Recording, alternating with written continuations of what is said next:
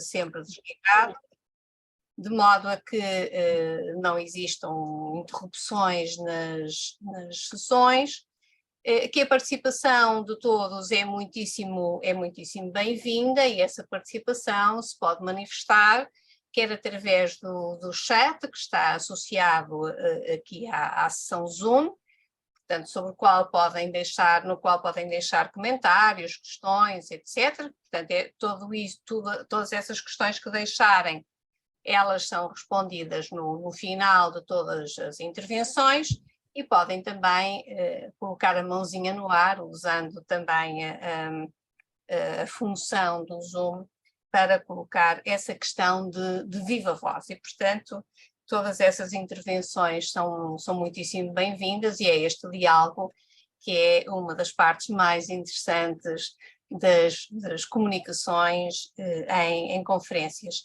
Dizer-vos também que, como vem do slide, quer os slides, quer as gravações, elas depois vão ser disponibilizadas, e se quiserem partilhar informação sobre esta conferência nas redes sociais, usem o hashtag Confoa 2021. Será 2021, doutora Raquel Truta? 2021? Desculpa, 2022. 2022, pois, eu também achei que aqui haveria um lapso. 2021 foi aqui um bocadinho mais perto, foi no Minho.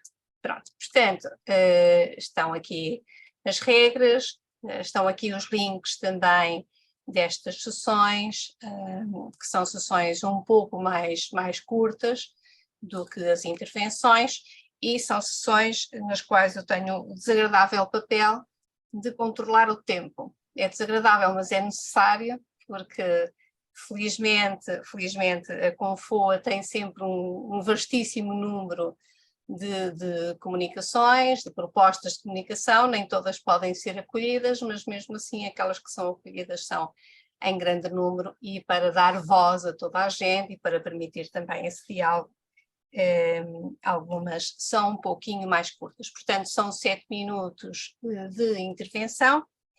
Como veem, todas elas são interessantíssimas, mas eu irei comentar apenas no final das intervenções, e aos 2 minutos eu darei a nota de que faltam 2 minutos para terminarem a intervenção, para que se possa cumprir esse tempo e me ajudarem também a cumprir o meu papel.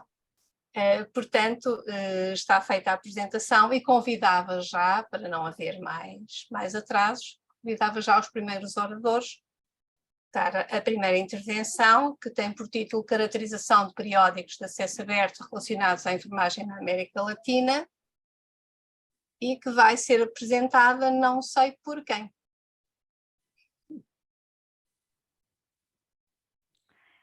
Doutora, basta ler os autores. Sim, Lívia Gomes da Silva, Adriana Lamana Puga, Ailce Rodrigues Bittencourt, Darlan Tavares dos Santos e Naira Cristofoletti Silveira.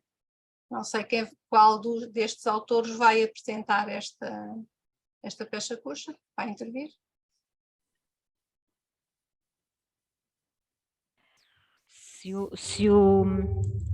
Corta o som, por favor.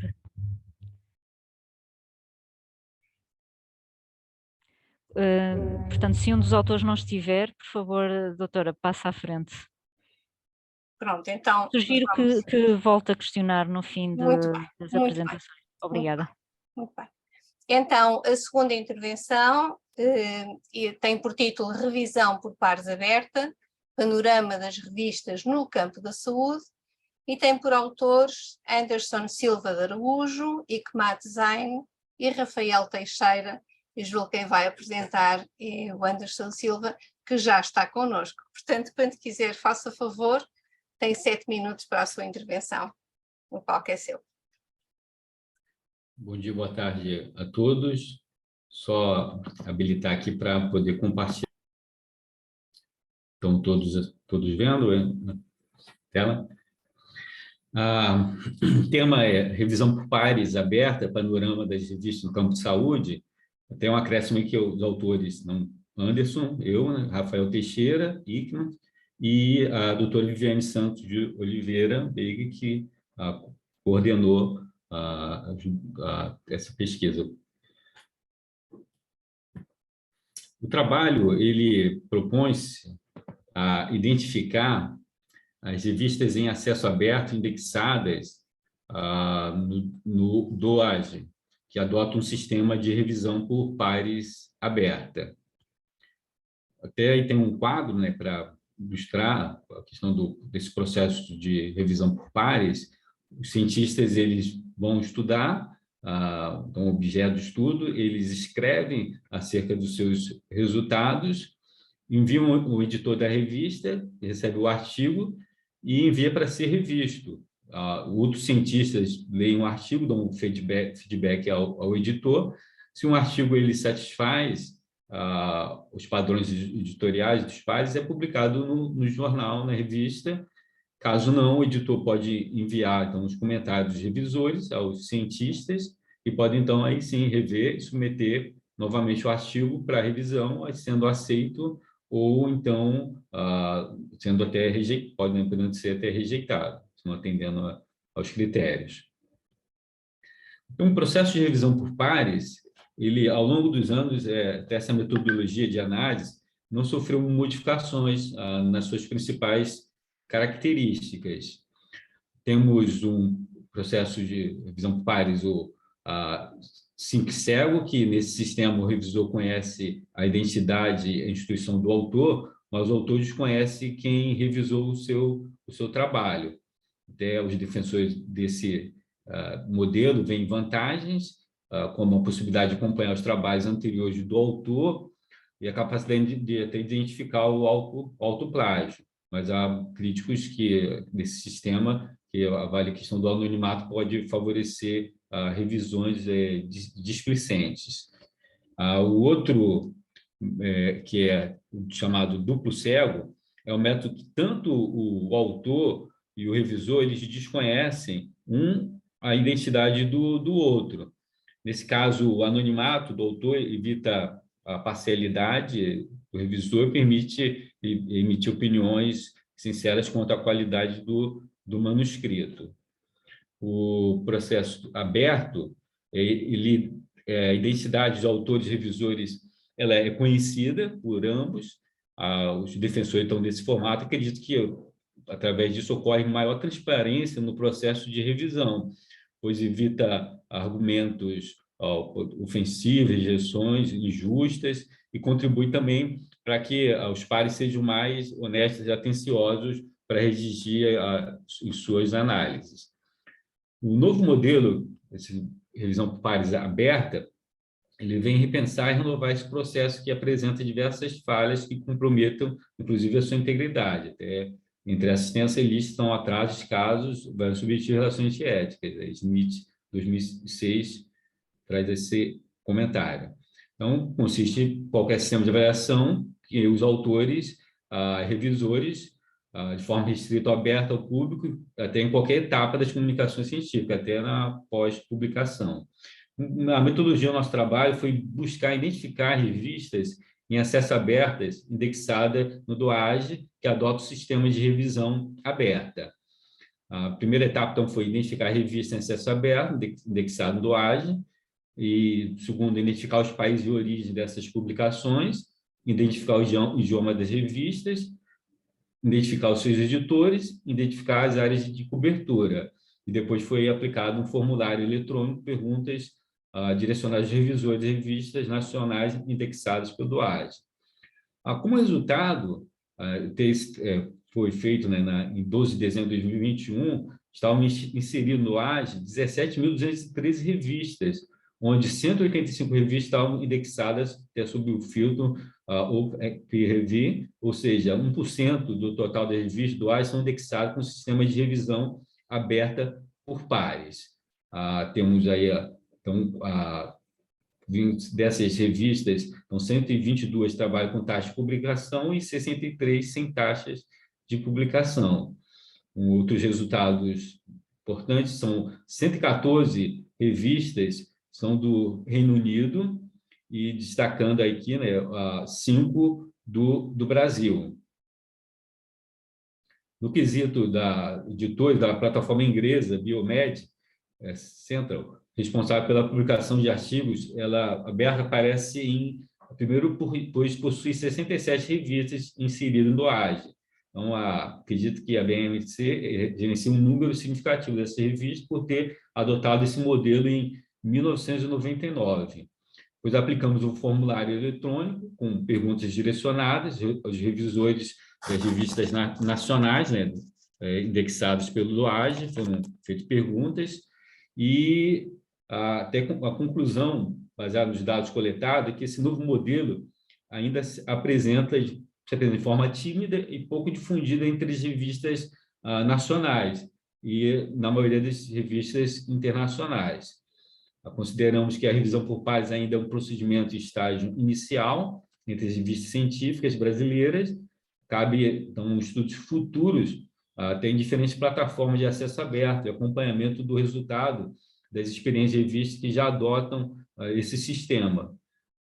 O resultado desse estudo pode impulsionar a prática desse modelo junto às revistas nacionais, sobretudo o movimento das ciências abertas, que vem para contribuir, incentivar e a suplementação como práticas editoriais das revistas científicas. Aí temos a referência e encerro, então, a apresentação. Muito obrigada por ter terminado antes dos segundos que lhe faltavam para o tempo, mas a verdade é que cumpriu e, portanto, foi ótimo. Muito obrigada pela sua apresentação e pela sua precisão. Eu sei que já está disponível a autora que vai apresentar o primeiro trabalho, Caracterização de periódicos de acesso aberto relacionados à enfermagem na América Latina, de forma que, então, pedia-lhe o favor de partilhar o seu ecrã para dar início à sua apresentação. Obrigada, vou compartilhar a tela. Então, vou começar fazendo minha autodescrição. Eu sou uma mulher de 40 anos, branca, cabelo liso, comprido, loira, olho claro, castanho claro, pele clara, uso óculos, estou vestindo uma blusa vermelho queimado, bem escuro. Atrás de mim tem uma janela aberta, tem uma árvore ali no fundo. E o meu nome é Naira. Junto com a Lívia, a Adriana, a Ilse e a Darlan, fizemos o trabalho Caracterização de periódicos de acesso aberto relacionados à enfermagem na América Latina. Ele está dentro do tema mais amplo de acesso aberto e dados de investigação, especificamente em revistas científicas de acesso aberto. A gente percebe que ao longo dos séculos, né, a comunicação científica ela tem sofrido várias mudanças. Com o passar do tempo, as sociedades se reuniam em encontros, discutiam textos, discutiam, na verdade, experimentos, pesquisas que eles estavam desenvolvendo. Nesses encontros eram trocados registros, né, textos, e aí que vem a origem do periódico científico. O que a gente percebeu com esse contexto todo é como está a relação dos periódicos de acesso aberto da enfermagem na América Latina, né? Como que esses periódicos dessa área estão vinculados aos princípios da ciência aberta. Então, tem como objetivo identificar os periódicos de acesso aberto na área da enfermagem na América Latina vinculados à CAPES e verificar quais elementos da ciência aberta estão contemplados em tais periódicos. Os procedimentos metodológicos é um estudo de abordagem quantitativo, além de quantificar e descrever, ele apresenta uma discussão qualitativa sobre os dados levantados.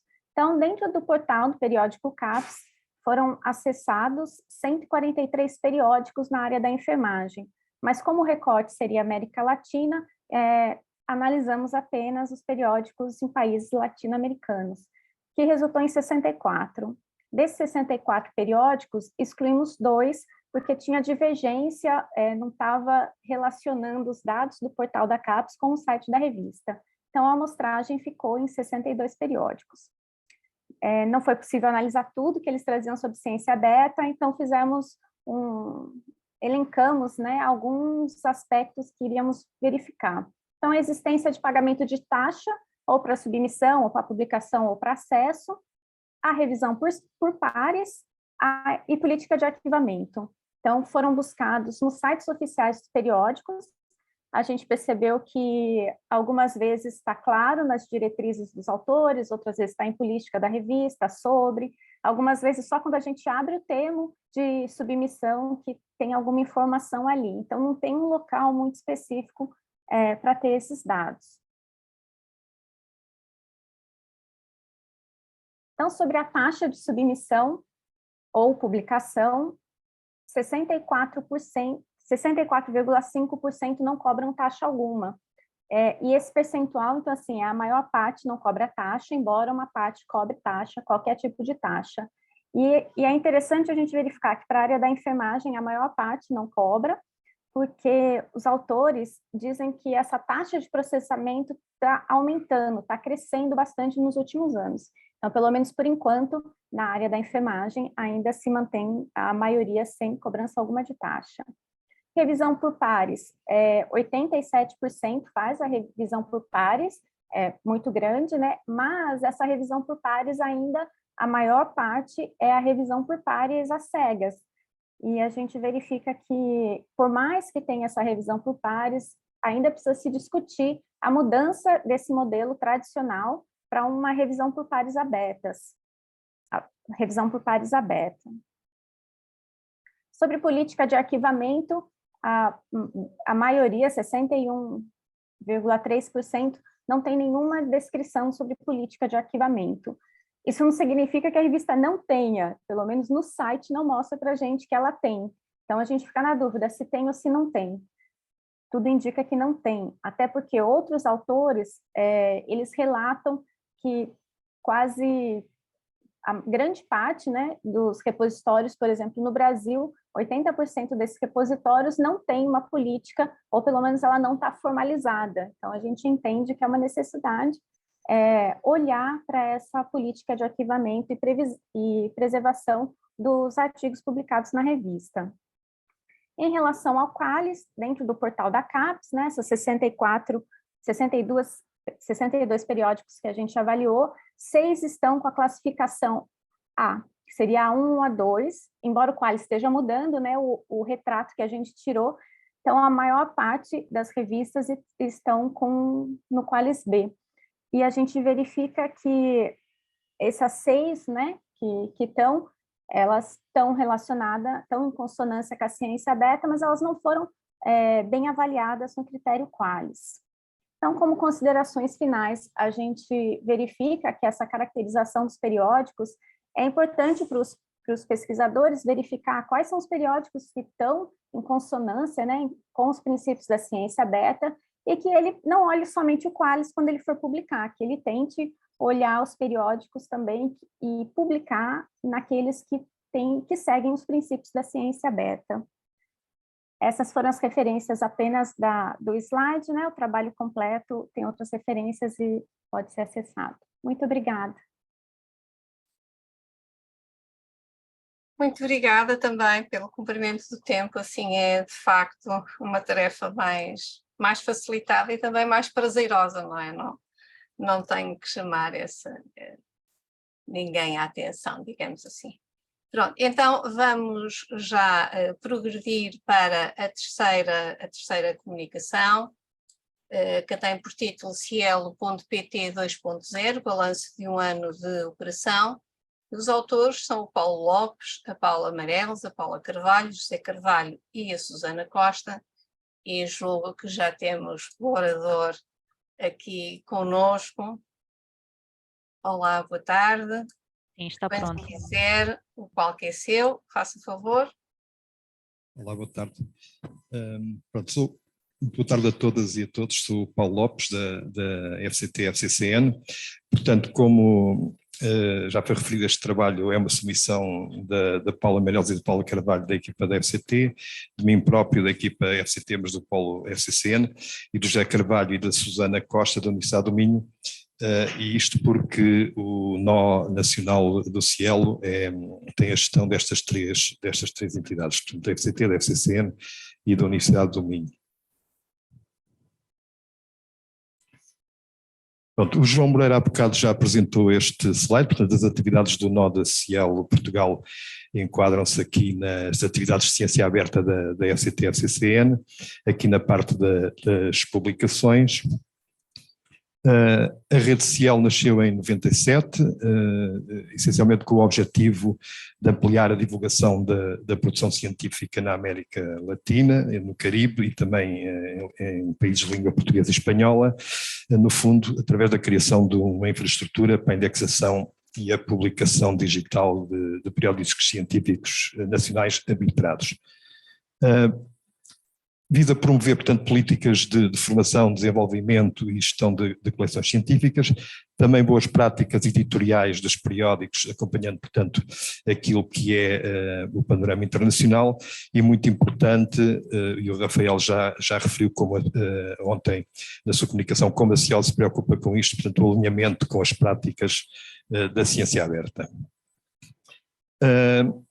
A rede Cielo, no fundo, representa uma garantia de qualidade. A entrada ou a permanência das revistas nas coleções nacionais estão condicionadas pelas observâncias de um conjunto de critérios que têm, portanto, o principal objetivo de contribuírem para o aumento da qualidade e do desempenho das revistas, da sua disponibilidade e do seu impacto. Incluem, como já referi, práticas relacionadas com a ciência aberta, coisas como a utilização de identificadores, coisas que já foram faladas aqui ontem e hoje, portanto a parte da publicação contínua, a utilização de servidores de pré-prints, a revisão por pares aberta, que ainda agora se acabou de falar nela, coisas como créditos aos autores e outras práticas. A coleção Cielo Portugal, portanto, representa a adesão à rede Cielo a partir de 2002, os objetivos estão em consonância com aqueles que são os da Cielo Internacional, portanto a disponibilização de uma coleção de publicações científicas online, com revisão por pares de diferentes domínios científicos, a promoção das revistas científicas portuguesas, portanto através do modelo que a Cielo defende e da plataforma comum de metodologias e tecnologias, e também contribuir para o aumento da qualidade e visibilidade das revistas. Em termos daquilo que é o Cielo em Portugal, portanto, ele teve, ou foi da responsabilidade da sua gestão de uma instituição que era a DGEC, isto aconteceu até 2018, e a partir dessa data deu-se a passagem, portanto, dessa gestão da DGEC para a FCT, um processo que durou 2 anos, entre 2019 e 2020, e teve concentrado essencialmente no upgrade técnico da plataforma, quer a nível de hardware, quer também a nível aplicacional, e na introdução da marcação por jatos XML, algo que no workshop desta manhã também já foi abordado. Foi criado também um novo comitê consultivo da Cielo Portugal. Esse comitê tem por funções avaliar e reavaliar as revistas da coleção e supervisionar a gestão da coleção nacional, portanto é um órgão colegial. Teve entrada em funções em outubro de 2020, é composto por 16 membros. Começámos por fazer a revisão dos critérios de admissão e permanência, também a revisão do processo de candidatura, e foi feita a avaliação de 37 revistas que se encontravam em espera, porque se foram candidatando durante aqueles 2 anos que eu referi, em que o processo teve a decorrer de transferência, e depois foi preciso fazer a sua avaliação já com este novo comitê consultivo. Investimos também bastante num plano de formação, quer porque tornámos obrigatória a marcação por jatos XML, também formação em boas práticas de gestão editorial e em aspectos relacionados com a ciência aberta, portanto com a publicação contínua, com a utilização de pré-prints, uso de identificadores, a parte da revisão de pares abertas e também questões relacionadas com a preservação. Portanto, o ano de 2021 representou o primeiro ano de operação, sob gestão conjunta então da FCT, da FCCN e da Universidade do Minho.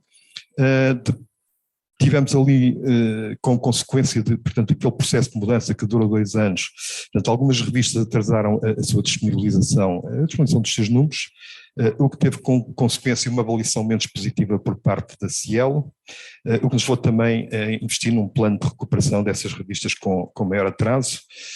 Pronto, para termos uma noção, houve uma avaliação em dezembro de 2021, outra em maio de 2022, conseguimos melhorar os indicadores em maio de 2022, mas mesmo assim, nessa altura tínhamos 57,6% das revistas com atraso, o que é superior àquilo que a Cielo recomenda, que é operar a coleção abaixo dos 50%. Isto são alguns números só que comparam a azul a avaliação de dezembro e a laranja de 2022.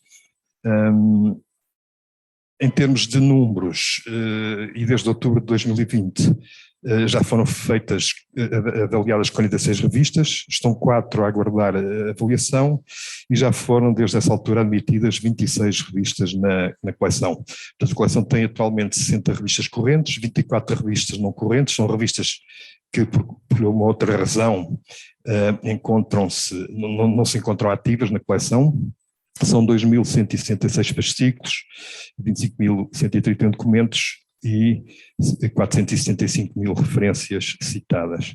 Alguns números aqui também, portanto, a língua predominante é o português, seguida do inglês e do espanhol.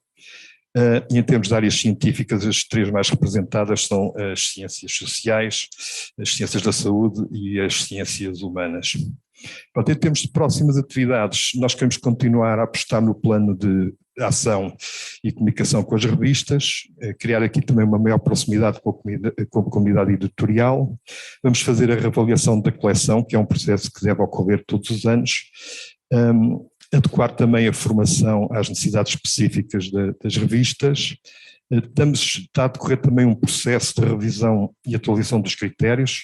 Ao fim de 2 anos de operação, encontramos alguns pontos que precisam de ser revistos e melhorados. E muito importante, estamos também a acompanhar os desenvolvimentos da nova plataforma tecnológica para o Cielo, que está neste momento em desenvolvimento. As principais dificuldades têm-se relacionado com o facto de termos que lidar com fluxos editoriais. Maria, está bem? Já ultrapassamos o tempo. Desculpa. Vamos sumariar, está bem? Para terminar. Pronto, a maior parte das revistas têm tempos de 1 ano entre a submissão e a disposição dos artigos. Já vimos aqui como era importante a questão da publicação contínua. Tivemos problemas com a marcação já de XML e também com a obsolescência tecnológica que a plataforma Cielo apresenta. Em termos de desafios e oportunidades, deixo aqui estes 5 blocos e este seria o meu último slide. Muito obrigado. Muito obrigada. Eu sei que é um esforço muito complicado nós fazermos isto em 7 minutos. Mas, de facto, eu fui deixando aí um reloginho para fazer notar que estávamos já em cima do tempo. E muito obrigada. Passamos então agora, peço-te o favor de deixar de partilhar, e passamos então agora à comunicação seguinte. É sobre afirmação da ética e integridade na ciência aberta, é de Eli Lopes de Silva e Sigmar de Melo Rode. Julgo que vai apresentar Eli Lopes da Silva, que já está connosco. Pronto, então peço o favor de partilhar o ecrã quando quiser e esteja atento ao reloginho que vai aparecer no meu ecrã se porventura ultrapassar o tempo ou estiver a aproximar-se. A partir dos 2 minutos eu começo a sinalizar, está bem? O palco é seu, faça favor. Ok, boa tarde a vocês. Certamente eu não vou passar o tempo, porque nós gravamos os slides, 20 slides de 20 segundos para obedecer o tempo na íntegra. Então eu vou passar a gravação para vocês, ok? Para que a gente cumpra com o tempo. Vamos lá? Depois façam assim para mim se o som estiver saindo ok para vocês. Sim, está ok.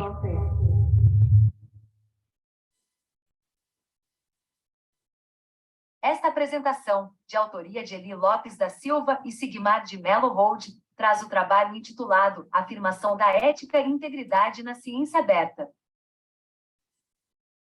Quando se fala em ética e integridade na ciência, é comum associar com o seu oposto, a má conduta. Não se deve conceituar um objeto a partir daquilo que ele não é. Para tratar da ética e integridade na ciência aberta, trazemos o conceito de parresia como peça-chave para que elas sejam efetivadas. O mal-entendido redutor que liga a ética e integridade à má conduta não leva os pesquisadores a melhorar o comportamento, e por essa razão, é preciso um sentido mais amplo. Qualquer início de conversa com pesquisadores sobre integridade acaba presumindo que se está falando de má conduta. É necessário, portanto, buscar um conceito para a ética e integridade. O termo conceito traz dois problemas: a essência do conceito e a sua função. A essência está ligada às características do objeto, enquanto a função diz respeito à significação que é dada ao conceito. Não se pode conceituar ética e integridade pelo viés da má conduta, porque não traz nem a essência nem a função.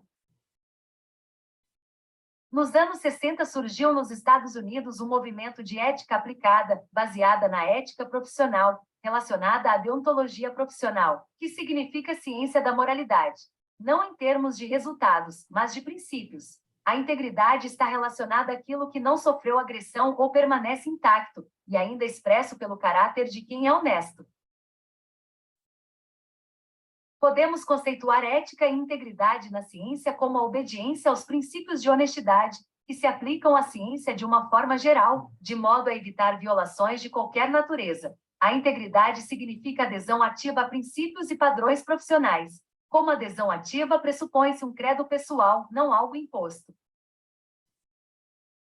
A ciência aberta preconiza compartilhamento de informação e dados da pesquisa, desde a sua concepção, desenvolvimento, análises e resultados, bem como da sua publicação, que passa essencialmente pela revisão por pares aberta. A ética e integridade na ciência aberta pressupõe adesão a esses princípios. Em linhas gerais, eles trazem princípios como avaliação em pesquisas responsáveis, contribuições significativas na avaliação por pares, prática da ciência aberta, declarações de conflitos de interesse, entre outros. A ética e a integridade podem ser consideradas a espinha dorsal e a base da ciência aberta. Todos os princípios a essa espinha dorsal devem estar ligados. Se pudermos estabelecer o princípio basilar pelo qual a ética e a integridade se conectam à ciência aberta, é pela parresia. Adiante apresentamos os argumentos. Parresia é uma palavra de origem grega que significa o franco falar e que se refere, de um lado, à qualidade moral e, de outro, ao procedimento técnico indispensáveis para transmitir o discurso verdadeiro. Utilizamos a noção de estatuto do cargo desenvolvida por Foucault para lembrar que os editores devem evitar que prevaleçam na ciência os chamados enunciados performativos, ou seja, quando pessoas se valem do status que possuem para pronunciar o que querem, fato que pode levar à desinformação. É neste aspecto que entra a responsabilidade da revisão por pares, pois o franco falar deve ser um compromisso dos revisores com os editores. Os adversários da parresia são a lisonja e a retórica. Pretendemos utilizar os conceitos não pela sua oposição, por isso, voltamos ao que é o discurso verdadeiro e sua relação com a ciência aberta. A parresia exige uma postura tal que, quando se fala ao outro, é como se estivesse falando a si mesmo, ou seja, é um cuidado de si e dos outros. O franco falar intensifica a benevolência de uns com os outros, pelo fato de que se fala livremente, implica pensar que a linguagem esteja consonante com a conduta. A ética não perde sua noção clássica dos juízos morais. Na visão Foucaultiana, ela traz essa questão da relação de si para consigo e com os outros. Assim, a subjetividade da ciência aberta tem na ética a sua centralidade. A ética não pode ser um entrave ao desenvolvimento da ciência. Ética e integridade na ciência aberta se colocam assim, como condições necessárias para a experiência da verdade e, portanto, do saber científico. A parresia funciona, então, como atitude ética e como procedimento técnico que, a nosso ver, servem de instrumento para o pesquisador da ciência aberta. O que podemos propor nessa discussão é a formação de um tripé: ciência aberta, ética e integridade e parresia. A parresia, que, conforme postulado neste trabalho, é o franco falar, o compromisso com a verdade e, por isso, é o oposto da lisonja e retórica. Deve ser um instrumento primeiro utilizado por pesquisadores na ciência aberta. A ética e integridade, ligadas à conduta humana, aos princípios de honestidade e às pesquisas e publicações responsáveis, só se efetiva a partir do seu compromisso com a verdade, parresia. O franco falar, o tudo dizer, do uso da linguagem consonante com a conduta devem ser os balizadores dos princípios e declarações de conduta ética. A ciência aberta, de alguma maneira, sempre formou um binômio com a ética e integridade, pois, de acordo com o que foi postulado aqui, ela pressupõe alguns princípios como disponibilidade, acessibilidade, transparência, e este último está intrinsecamente ligado à ética e integridade. Trouxemos mais um elemento que é a parresia, compondo este tripé. Somente é possível fazer ciência aberta com ética e integridade se houver esse comprometimento com a verdade, aspecto que na avaliação por pares aberta, um dos seus pilares, não é tão simples em razão da aceitação de críticas quando a verdade é muito dura para quem a recebe.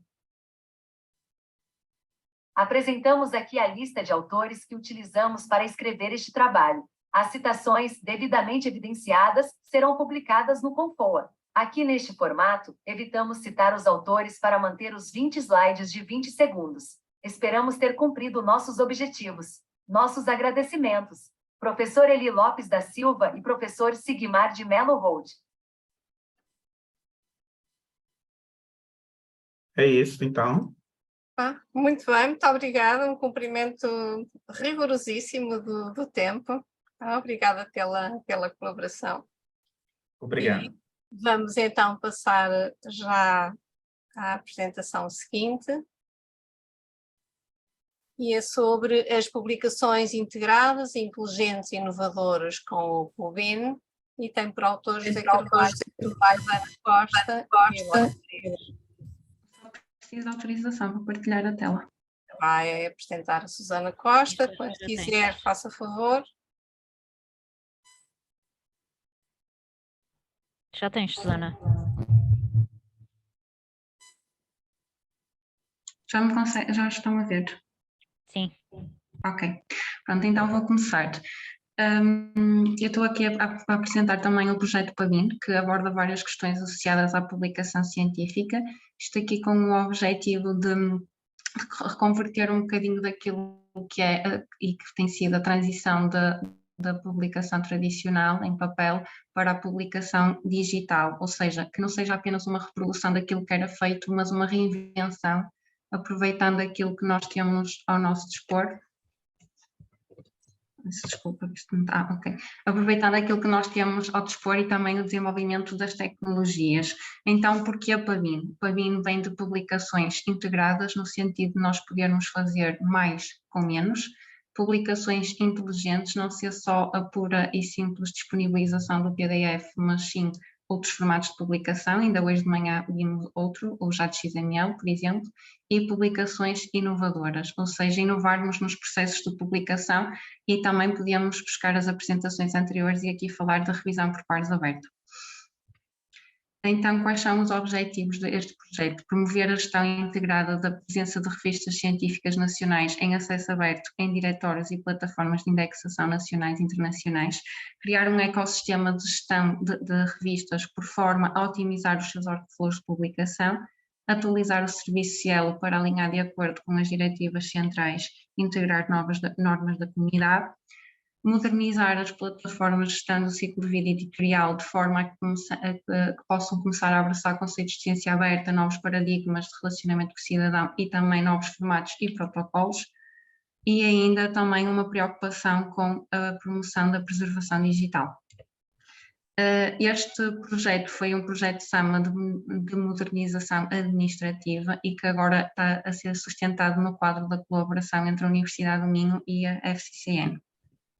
E então, como é que, através do PABIN, nós conseguimos ter publicações inovadoras, inteligentes e integradas? Nós temos vários serviços para ajudar a chegar a este objetivo principal, e então o Serviço Cielo Portugal, que foi reconfigurado para adotar as recomendações emanadas pela rede Cielo, e aqui também tendo em conta o respeito para com novos critérios de admissão muito alinhados com a ciência aberta, que o Paulo Lopes também já referiu anteriormente, e também o acompanhamento dos trabalhos para o desenvolvimento da nova plataforma Cielo a nível da rede. Também temos um serviço de alojamento de revistas científicas, Isto aqui é um serviço associado a um termo que nós utilizamos como SARQLite, ou seja, é a disponibilização do serviço do Open Journal System para a gestão editorial. Este é um serviço gratuito, no entanto, está sujeito a contrapartidas, por exemplo, a revisão por pares aberta, a publicação contínua ou a publicação no formato .xml. Para este serviço, nós abrimos uma call em 2020, onde foram integradas 10 revistas, e abrimos nova call agora em 2022, que esteve aberta até o dia 28 de setembro e que as candidaturas estão agora em processo de análise e seleção. Também temos um serviço de integração com outros serviços, isto é que cada vez há um número maior de serviços que estão disponíveis e que é necessária uma orientação conceptual e também técnica de como podemos integrar estes serviços, no sentido que eu falei há bocado, é fazer mais com menos. E nós também temos como objetivo facilitar esse processo. Aqui temos alguns exemplos, por exemplo, ajudar e apoiar as revistas na integração com o ORCID, a integração no DOAJ, também a questão do Textor que eu falei anteriormente no workshop da manhã, a questão dos identificadores de publicações, estatísticas do uso e o portal Recap, são alguns exemplos. Também aqui a preocupação com a preservação digital, em que nós disponibilizamos informação de apoio para assegurá-la. Aqui temos alguns exemplos como o serviço do Pórtico ou o PKPPN, que é um plugin do OJS. Aqui também na implementação de inovações, vou só dizer assim algumas rapidamente: identificadores de autor, identificadores de publicações, estatísticas de uso, a publicação contínua, a revisão por pares aberta, aqui a declaração de contribuição de autores, dar o crédito aos revisores, entre outros. Aqui também o JXML, uma promoção de adoção deste formato e de apoio para a sua adoção, onde disponibilizamos informação de apoio, manuais, tutoriais e ferramentas com exemplos para que qualquer equipe editorial o possa adotar. Isto assenta tudo numa grande componente de suporte e formação. Aqui tem alguns exemplos dos webinars que nós temos dinamizado, por exemplo, marcação Cielo PS, que é a do XML, critérios de Cielo Portugal, a publicação contínua, o toolkit de política de dados para editoras e revistas científicas, a adoção do JXML pela Revista Portuguesa de Enfermagem de Reabilitação, ou seja, um caso prático, uma série de tudo sobre o OJS e também um webinar sobre a internacionalização e o multilinguismo e qual o fluxo editorial bilingue no OJS, uma possibilidade. Ainda assim, temos vários canais de apoio. Temos um website onde também aqui é uma base de conhecimento com documentação de apoio, onde nós vamos atualizando com alguma frequência com documentação sobre vários assuntos de boas práticas e inovações na publicação científica. Fazemos divulgação de eventos e iniciativas. Também temos um serviço de helpdesk, onde damos apoio às revistas científicas nacionais portuguesas em questões pontuais. E por fim, temos um canal de YouTube onde disponibilizamos todas as gravações dos webinars que realizamos. Obrigada. Muito obrigada, excelente. Estava um pouquinho preocupada com o cumprimento do tempo, mas afinal conseguiu terminar. Muito obrigada. E passamos então já à comunicação seguinte, que tem por título Motor Multifunções, pesquisa terminológica bilingue e assistente de escrita académica com base em dados científicos abertos, e tem por autores Micaela Aguiar, José Monteiro e Sílvia Araújo. E será a Micaela Aguiar aqui conosco. Eu precisava... Faça favor, quando quiser. Eu precisava de poder partilhar o ecrã, ok, acho que já está disponível. Só um momento, então vamos começar. Nesta comunicação, então, nós vamos apresentar o processo de desenvolvimento de um motor de pesquisa com duas funções principais: a pesquisa terminológica bilingue e a função de assistente de escrita académica. Este motor multifunções está a ser desenvolvido na Universidade do Minho, no âmbito do projeto PortLing, no projeto de investigação PortLing. Este projeto é um projeto financiado por fundos europeus que usa dados abertos para criar recursos para o apoio à literacia académica e também às línguas de especialidade. Estes recursos que vêm aqui serão futuramente disponibilizados na plataforma online a que demos o nome Lang2Science. Então, em relação ao motor, atualmente, como sabemos, o conhecimento cresce cada vez mais qualquer outro bem produzido pelo ser humano. Contudo, é estimado que muitos dos artigos, mais de metade dos artigos científicos produzidos globalmente nunca chegam a ser lidos, 90% deles nunca chegam a ser citados. Então, o objetivo de criar este recurso, de criar este motor multifunções, é aproveitar esta quantidade inumerável de conteúdo científico em regime de acesso aberto e disponível em repositórios científicos. Então, o nosso motor vai ter estas duas funções que eu já mencionei, a função de pesquisa de terminologia, que permite encontrar equivalentes de tradução em textos comparáveis, mas que não são a tradução um do outro. E depois temos ainda a função de assistente de escrita académica, que permite sugerir ao utilizador frases e expressões académicas semelhantes àquelas que são procuradas pelo utilizador. Então eu vou falar um bocadinho sobre como é que funciona aqui a arquitetura do motor. Ele assenta no sistema do framework Django, que é uma framework Python para o desenvolvimento web, que é altamente escalável, é fácil de utilizar e possui uma quantidade vasta de pacotes, o que facilita o desenvolvimento e a sua qualidade. Com esta framework conseguimos estabelecer o tipo de pedidos que o utilizador pode realizar, mas também os resultados que depois são devolvidos ao utilizador. Qual é a lógica do motor? O nosso motor vai funcionar com modelos de Machine Learning BERT. O que é o BERT? O BERT é um modelo de processamento de linguagem natural que tem a qualidade de poder analisar corpos de texto em termos de semelhanças, tanto ao nível do significado das palavras, colocações e de frases. E ele depois distribui todos estes dados com base nas suas semelhanças semânticas e gera o que eles chamam os vetores semânticos. Como é que isto se aplica às nossas funções? Então, para a função de pesquisa terminológica bilingue, são usados dois modelos BERT, um deles pré-treinado com corpos em português, outro pré-treinado com corpos em inglês, e eles permitem transformar as pesquisas dos utilizadores, artigos que são depois extraídos dos repositórios científicos, nestes vetores semânticos. Para a função de assistente de escrita, mais simples, usamos apenas um modelo português que vai transformar em vetores semânticos o que os utilizadores pesquisarem e as frases modelo do nosso banco de frases. Os artigos, as frases, as pesquisas são depois armazenados numa base de dados Elasticsearch. Então, a função aqui na pesquisa bilingue. A função de pesquisa bilingue procura dar resposta a obstáculos que estudantes e profissionais, como tradutores, intérpretes, enfrentam quando trabalham em ambientes de línguas de especialidade.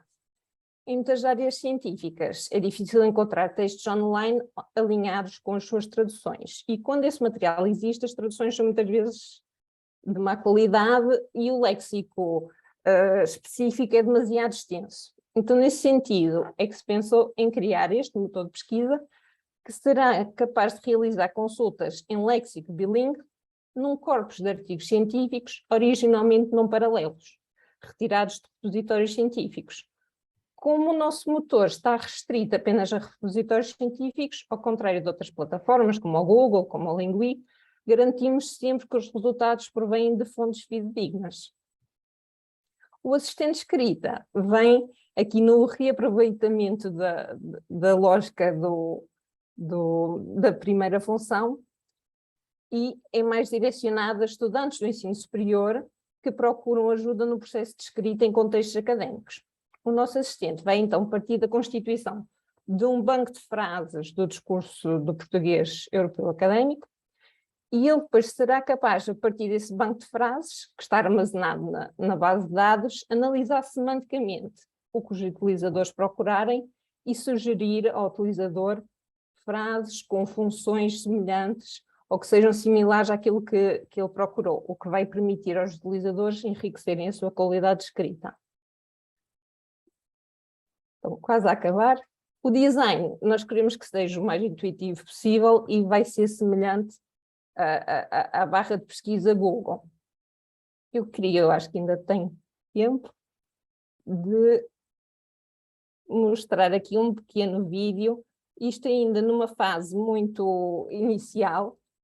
Aqui podem ver, isto vai ter um novo design, vai ter outras qualidades, mas aqui podem ver que a pessoa procura e vai surgir os resultados em português, em inglês, em textos que acabam por não ser a tradução um do outro.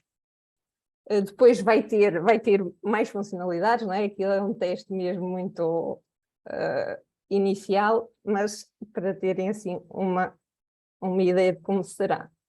Então, para concluir,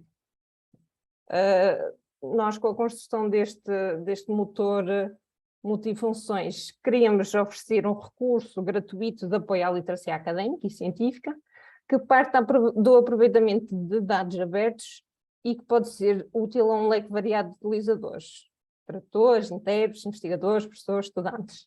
Este motor, como já mencionei, vai ser disponibilizado no âmbito do projeto PortLink e depois na nossa plataforma, que ainda vai ser lançada, que se chama Lang to Science. Obrigada. Obrigada. Foi um cumprimento quase exemplar, só aqui ligeiramente, mas mesmo muito ligeiramente, em cima do tempo. Muito obrigada.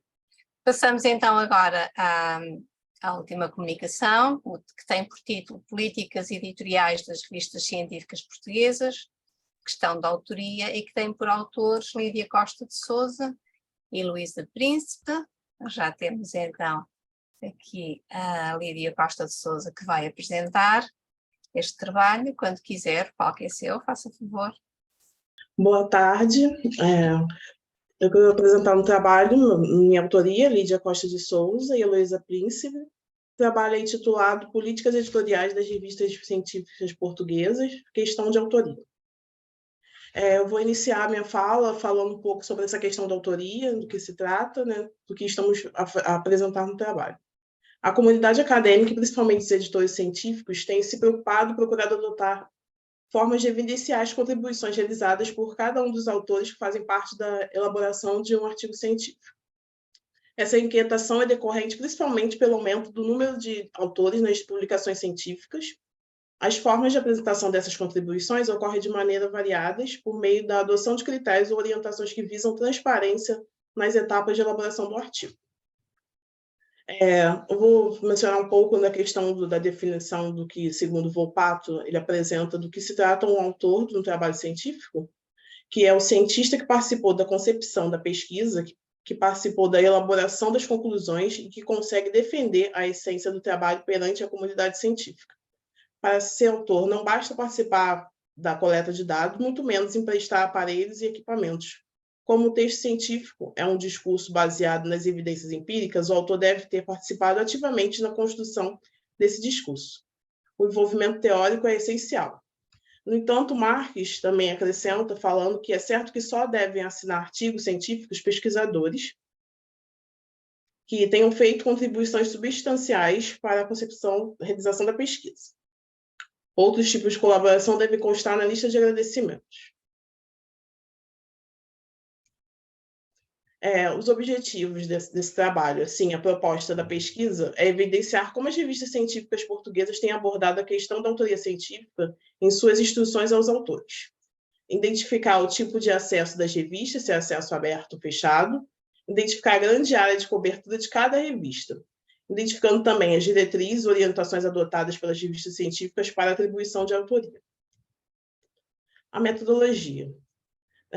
Utilizamos para realizar essa pesquisa a plataforma Smart Journal e foi utilizado para identificar, né, as revistas portuguesas. Como essa plataforma é referência na indexação de periódicos científicos, e os critérios que a gente usou para fazer a busca foram selecionando os seguintes filtros: ao subject areas, ao subject categories e na aba de All Regions Countries. Foi selecionado o país Portugal na aba All Types. O tipo selecionado de documento foi Journals e o ano de feita a coleta que a gente realizou foi no ano de 2020. A listagem dos títulos recuperados foi exportada em formato Excel, onde os dados foram coletados no site das publicações da seção Escopo e Política Editorial e Instruções aos Autores. Do resultado da coleta foi feita a análise de 69 revistas, foram recuperadas, né, portugueses, e as formas de acesso. Né, acesso aberto, foram 64 revistas e 5 revistas de acesso fechado.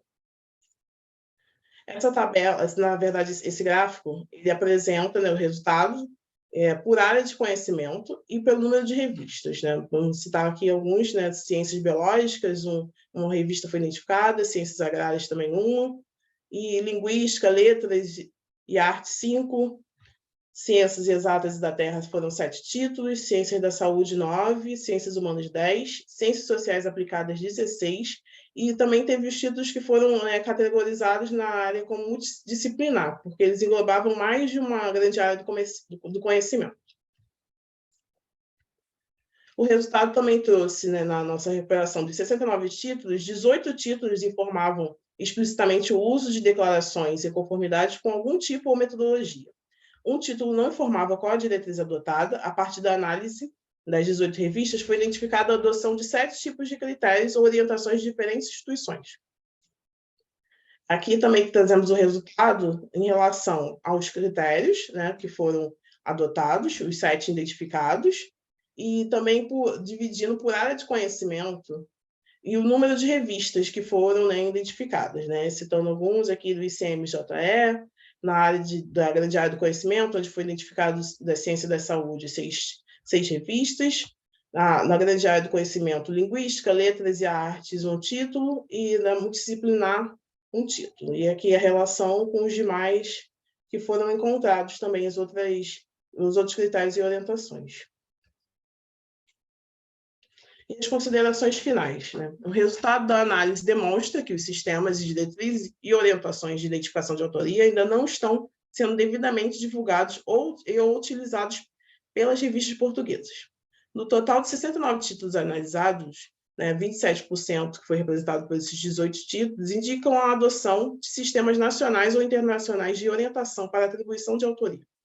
As instituições de ensino e pesquisa, agências de fomento, associações de editores e a própria comunidade científica devem estimular essa prática de forma a dar transparência ao processo de atribuição de autoria nos artigos científicos. A necessidade de novas pesquisas torna-se evidente pelo fato de as revistas científicas serem parte integrante do movimento da ciência aberta, movimento este que propõe uma série de mudanças em torno do processo de propagação da ciência, seguindo um modelo onde a colaboração, transparência e sustentabilidade são o seu norte. Aqui as referências, né, do trabalho, e obrigada.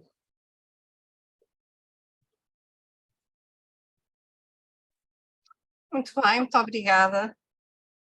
Com esta participação terminamos então o conjunto de trabalhos que estava previsto para esta sessão.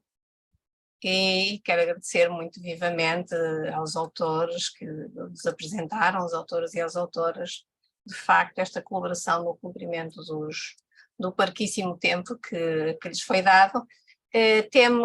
Como sabem, temos um atraso considerável aqui na conferência, ocasionado por problemas técnicos, mas temos ainda tempo para uma ou duas questões que queiram colocar, ou de viva voz, ou no chat, façam favor.